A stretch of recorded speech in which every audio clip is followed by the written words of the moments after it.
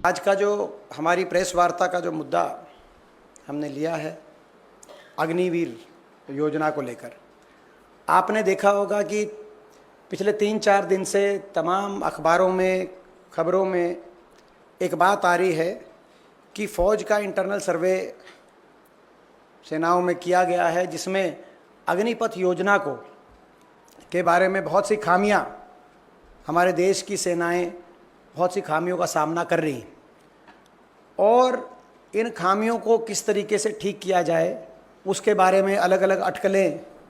इन जो इंटरनल सर्वे, जो आर्मी का इंटरनल सर्वे जिसको कोट करके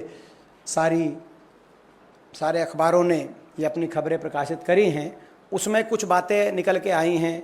कि जिन कदमों पर मंथन किया जा रहा है कि ऐसे कदम उठाए जाएं कि अग्निपथ योजना की जो खामियां हैं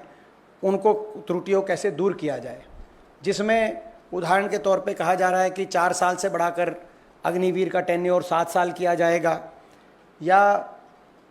25% रिटेन करने की बजाय 60 से 70% अग्निवीरों को रिटेन किया जाएगा, या जो ट्रेनिंग पीरियड है वो 24 हफ्ते से बढ़ाकर 37 से 42 हफ्ते किया जाएगा। ये 3 बातें निकल के आ रही हैं खामियों के अलावा कि ये ऐसे कदम उठाए जा सकते हैं, इन पे मंथन हो रहा है। तो सबसे पहले तो भारतीय राष्ट्रीय कांग्रेस स्पष्ट करना चाहती है कि ये स्कीम अग्निपथ योजना, अग्निवीर भर्ती की योजना पहले दिन से हम कहते रहे हैं कि पूर्णतः ये योजना ना देश हित में है, ना देश की फ़ौज के हित में है, ना देश के नौजवान के हित में है, ना देश की सुरक्षा के हित में। और हमारी पहले दिन से मांग रही है कि इस योजना को रोका जाए और फ़ौज की पक्की भर्ती दोबारा से शुरू करी जाए। और ये जो पार्शल रोल बैक की जो ये बातें आ रही हैं मीडिया में, हम इस तरह के अगर कोई सुझाव आ रहे हैं तो हम उनको रिजेक्ट करते हैं। सरकार इस योजना की खामियों को स्वीकार करते हुए अपनी गलती स्वीकारे और पूर्णतः इस योजना को वापस लिया जाए पूरी तरीके से। और पक्की भर्ती जो अग्निपथ योजना 2022 से पहले होती रही देश की फौज में 1947 से लेकर 2022 तक, उस पक्की भर्ती को पूर्ण रूप से दोबारा से शुरू किया जाए। ये आधी अधूरी जो बातें चल रही हैं इनसे काम चलने नहीं वाला। ये एक योजना देश की फौज के लिए बड़ी घातक योजना साबित हुई, ये रिपोर्ट्स बता रही। आपने देखा होगा, आपके बहुत से अखबारों ने उन रिपोर्ट्स को प्रकाशित किया है, वो सारी बातें सत्य साबित हुई जिन बातों को लेकर हमने आपके बीच में बार बार इस सरकार को आगाह किया था जब ये वो योजना सरकार लेके आई थी। पहला सवाल जो आया ये बड़ा महत्वपूर्ण सवाल है, हमने हमेशा उठाया। इंटरनल रिपोर्ट में, फौज की इंटरनल रिपोर्ट में आया कि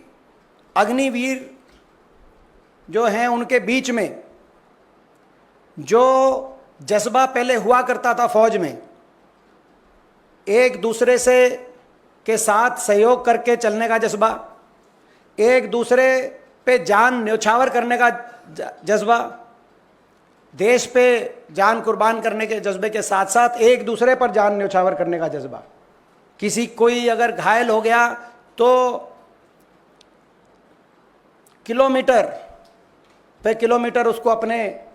कंधों पर लेकर सुरक्षित जगह पहुंचाने का जज्बा, ये जो सारा जज्बा होता था, फौज की रिपोर्ट ये बता रही है कि इस जज्बे में कमी आई है। और क्योंकि 25% ही रखे जाएंगे, बाकी सबकी छुट्टी कर दी जाएगी, आपस में प्रतिद्वंदता और प्रतिस्पर्धा का माहौल अग्निवीरों में बन गया है, जो कि फौज की, किसी भी फौज की मजबूती के लिए और मनोबल के लिए अच्छा नहीं। और ये मैं आपको बता दूं कि फौज की सबसे बड़ी अगर हथियार किसी फौज के पास होता है तो उसका मनोबल होता है। किसी भी हथियार से बड़ा अगर कोई हथियार है तो फौज का मनोबल है। और ये अग्निवीर योजना फौज के इंटरनल सर्वे बता रहे हैं, जैसे सारे अखबारों में आया है, कि उस मनोबल के लिए और उस आपसी तालमेल, भाईचारे की, सहयोग की, आपस में एक दूसरे के लिए मर मिटने की भावना में जो गिरावट आई है, ये सबूत है इस बात का जो हमने शुरू से कहा था कि ये दूरदर्शी सोच के साथ ये योजना नहीं लाई गई। दूसरी बात, एक और बात आई है निकल के, ये इसमें आई कि जो ट्रेनिंग है वो ट्रेनिंग सफिशेंट नहीं है। 6 महीने की ट्रेनिंग यानी कि 24 हफ्ते की ट्रेनिंग से जो अग्निवीर उनकी जो परफॉर्मेंस है, वो ट्रेनिंग फौज ने पाया है कि वो ट्रेनिंग सफिशेंट नहीं है, और इसीलिए ट्रेनिंग का जो पीरियड है उसको बढ़ाकर 37 से 42 हफ्ते, 24 हफ्ते से बढ़ाकर 37 से 42 हफ्ते करने की बात कही जा रही है। सर, एनडीए में शामिल जेडीयू ने खुल करके ये अग्निवीर की समीक्षा की मांग की, तो जिस तरह से आप लोग कह रहे हैं कि इसको बंद किया जाए और वापस पुरानी भर्ती बहाली की योजना शुरू की जाए, क्या इसको लेकर कांग्रेस, जेडीयू, एलजेपी, आरएलडी जैसी पार्टियां, टीडीपी इनसे संपर्क करेगी, बातचीत करेगी कि अग्निवीर के मसले पर कम से कम ये कांग्रेस के स्टैंड का समर्थन करे? इसको लेकर क्या कांग्रेस की कोई रणनीति है? रणनीति, जो भी संवैधानिक रास्ते हमारे पास उपलब्ध हैं, उस हर रणनीति से इस योजना को वापस करके देश में पक्की भर्ती दोबारा शुरू कराने के लिए कांग्रेस पार्टी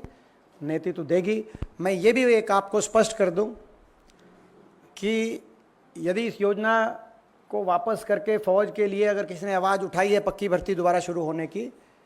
तो सर्वप्रथम राहुल गांधी जी ने, और लगातार उन्होंने इस योजना की कमियां भी सरकार को गिनवाई, बार बार मांग भी करी, और ना सिर्फ अग्निपथ को लेकर उन्होंने, मगर जो बहुत से ऐसे लाखों की संख्या में, आपको पता है, ऐसे नौजवान जिनको पक्की भर्ती के माध्यम से जो चयनित हो गए थे फौजी, आपको पता है ना, उसका 1.5-2 लाख फौजी जो चयनित हो गए नौजवान, उनको ज्वाइनिंग नियुक्ति नहीं मिली क्योंकि अग्निपथ योजना आ गई। वो पक्की भर्ती में क्योंकि चयनित हो गए थे 2019-20 के। राहुल गांधी जी ने उनके लेकर भी, उनके अधिकारों को, उनके भविष्य को लेकर भी यदि किसी ने आवाज़ उठाई है तो माननीय राहुल गांधी जी ने उस बात को उठाया। तो कांग्रेस नेतृत्व देगी इस मुद्दे को, और इसकी वापसी के लेकर हम सरकार से जो है सरकार पे दबाव बनाएंगे। दीपेंद्र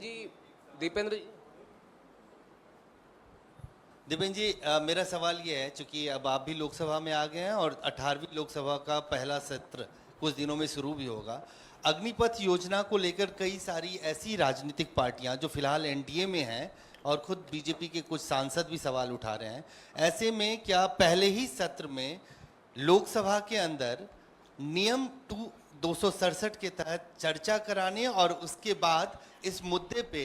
वोटिंग हो, इस बात को लेकर कांग्रेस पार्टी या इंडिया गठबंधन इंसिस्ट करेगी, ताकि ये पता चल सके कि सत्ता पक्ष में से जो लोग वाकई में अग्निपथ योजना वापस करवाना चाहते हैं वो लोग आप लोगों के साथ हैं या नहीं? अजय जी, ये भी एक अच्छा सुझाव है,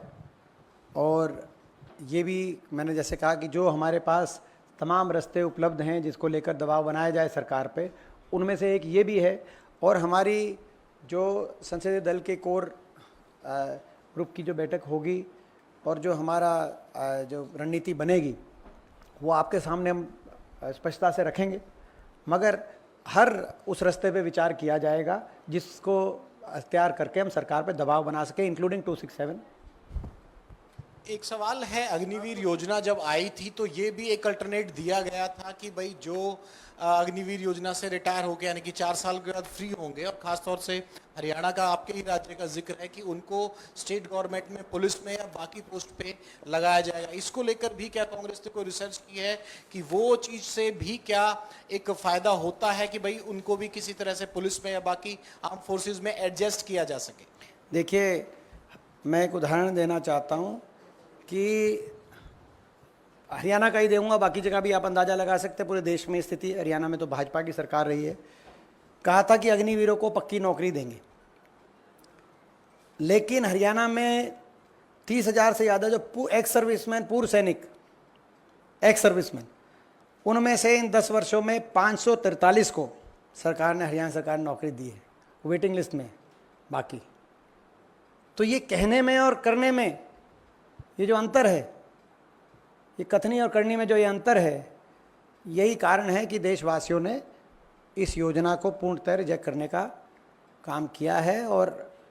ये इस आंकड़े में आपका संपूर्ण जवाब है। उन एक्स सर्विसमैन को ही नहीं लगाया। अब अग्निवीर वो तो पूरी तरह फुल्ली ट्रेंड हैं, उनको ही सरकार ने नौकरी नहीं दी। तो अग्निवीर को, ये हरियाणा की सरकार, भाजपा सरकार की नीयत है, ये हरियाणा की भाजपा सरकार की नीयत है। हम अपने हरियाणा में घोषणा पत्र में तो खैर जो रखेंगे प्रावधान, हम तो एक्स सर्विसमैन के लिए भी और अग्निवीर के लिए भी उनको गारंटीड जॉब अपॉर्चुनिटीज़, हरियाणा चाहे पुलिस डिपार्टमेंट हो या बाकी डिपार्टमेंट्स हों, वो हम अपने घोषणा पत्र में वो प्रावधान करेंगे हरियाणा में। लेकिन भाजपा ने क्या किया, प्रश्न इस बात पे। दीपेंद्र जी, एक सवाल मेरा है कि जब अग्निवीर योजना आई थी तो सरकार की तरफ से ये कहा गया था कि इससे जो एवरेज एज है फौज का वो कम होगा। क्या आपको लगता है कि उसका कुछ फ़ायदा अग्निवीर का फौज के एवरेज एज पे पड़ा है? देखिए, ये हमने उस समय भी कहा था कि फौज में जोश और होश के मिश्रण से किसी देश की फौज मजबूत होती है, और अनुभव, ट्रेनिंग और जो बाकी फैक्टर्स जो अभी मैंने कहा कि भाई अपने भविष्य को लेकर निश्चितता, उससे मनोबल पे सीधा प्रभाव पड़ता है। जो सबसे बड़ी बात जो मैंने पहली फाइंडिंग बताई, जो पहली फाइंडिंग लिखी गई इस इंटरनल रिपोर्ट की, जो फाइंडिंग आई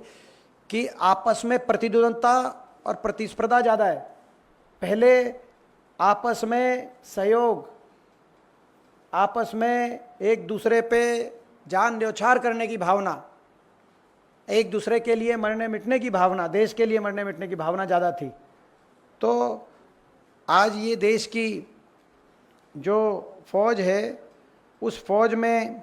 जो कमराडरी जिसको कहते हैं, कोहेसिवनेस जिसे कहते हैं, उसकी जगह एक्सट्रीम कम्पिटिटिवनेस ला दी इन्होंने। तो नष्ट कर दी उस मनोबल को, उस भावना को, उस फैब्रिक को नष्ट कर दिया। तो यही कारण है कि फौज की जो एवरेज एज हमारी पहले थी, उस एवरेज एज में दोनों ही का मिश्रण था, एक्सपीरियंस्ड का भी था और हमारे जो रिक्रूट होकर नए फौजी आते थे उनका भी था, और इसीलिए हमारे देश की फौज महान कहलाई गई।